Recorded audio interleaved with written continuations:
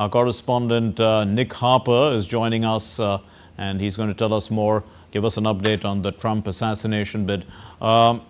Nick, is Trump expected to cut down now on public rallies after this incident, or is security being tightened around future rallies? Also, what's the Secret Service saying? Good evening, Mark. Now, there's no suggestion at this stage that Donald Trump intends to reduce his campaigning. He has already put out a statement in which he has reiterated that he will be attending the convention that's taking place in Milwaukee. That's the 4-day Republican Party convention at which he gets formally recognized as the nominee to go up against Joe Biden in November's election.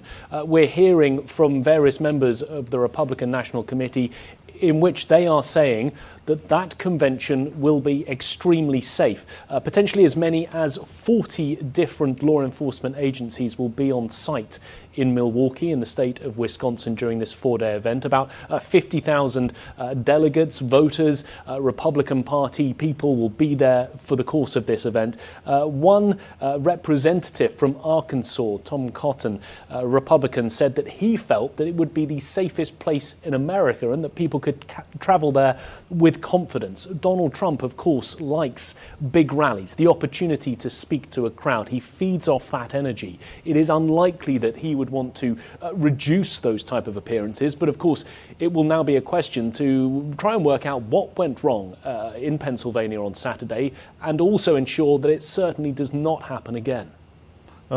Nick, do the people, the general public, see this as a failure of the security service, of the Secret Service, actually? Yeah, it's funny you should ask that, because in just the last few minutes, a new poll has been released, a poll that was taken during the course of this morning, asking potential voters how they viewed the situation in America. And one of the questions was whether they thought the Secret Service was able to protect presidential candidates. Only 45% said they were somewhat confident that the Secret Service would be able to do that based on what they saw in Pennsylvania less than 24 hours ago. And that is where the focus is, because Republicans up on Capitol Hill want answers. They say that there was a massive security failure at some point along the line, and they want to work out how it went so spectacularly wrong. It was up to the Secret Service to keep Donald Trump safe, and they didn't do that. They want answers. They've said that they'll be calling the head of the Secret Service to speak before a special committee.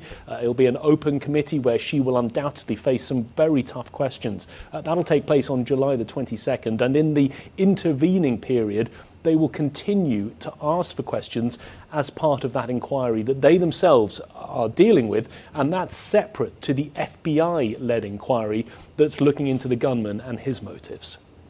Also, Nick, what sort of political impact is this going to have on the Biden campaign? Because there were calls for him to withdraw from the Democratic ticket, and are they going to get more strident in a sense? Well, we're waiting to see how that will play out. I mean, we are, I think, at a pivotal moment in this presidential campaign. The attempted assassination of one of the candidates, it will mark not just this presidential campaign, but undoubtedly the several more to come as well. It is not a moment that America expects to see. So we're unclear how it will affect both Donald Trump and Joe Biden's chances. In many ways, I guess Joe Biden now has the attention off him. All of the attention is on Donald Trump and his campaign. All of those calls for Joe Biden to step aside because of his age, because of his mental agility, his fitness to have another 4 years in office, those have been quietened while all of the national attention turns to Donald Trump. That might benefit Biden. He may be able to ride this one through to the Democratic convention in August, when he will be formally recognized as the party's nominee. Or in the coming days, as attention swings back in the other direction, we may continue to see Democrats calling on him to step aside. It's just not clear, I guess, at this stage what could happen. But there is a chance that what we saw happening in Pennsylvania could not just benefit Donald Trump by getting more attention, but also benefit Joe Biden, because the attention at the moment is off of him and his re-election bid. A final question, Nick. This is the first assassination attempt since Reagan. way back in the early 80s. And reports suggest that this gunman, Thomas Matthew Crooks, was a bright student. He did well in mathematics and things like that. What more can you tell us about him? That's right, that assassination attempt you mentioned happened back in 1981, 43 years ago. Ronald Reagan, at that time, he survived the assassination attempt. What we know about the gunman in this attempted assassination, a 20-year-old Thomas Matthew Crooks, he graduated from high school a couple of years ago. He reportedly worked in a kitchen at a nursing home and was a registered Republican, although it does appear that he gave financial contributions to other political parties in the past as well. Some things that are still unclear: the motive for carrying out this attack and whether the gun was legally owned by him, or, as some people are suggesting through reporting in the US media, that it was a gun owned instead by his father. Also, within the last hour, there's been reporting on various news networks here in the US that law enforcement authorities have found explosive materials in the gunman's car and in his home as well. We're waiting for that to be officially confirmed, but if that's the case, it would certainly suggest that he was looking at perhaps something of a wider plot beyond just carrying out that attempted assassination, having that explosive material on hand. Many questions being raised as to why that was and what were his intentions in having it, how he intended to potentially use that explosive material.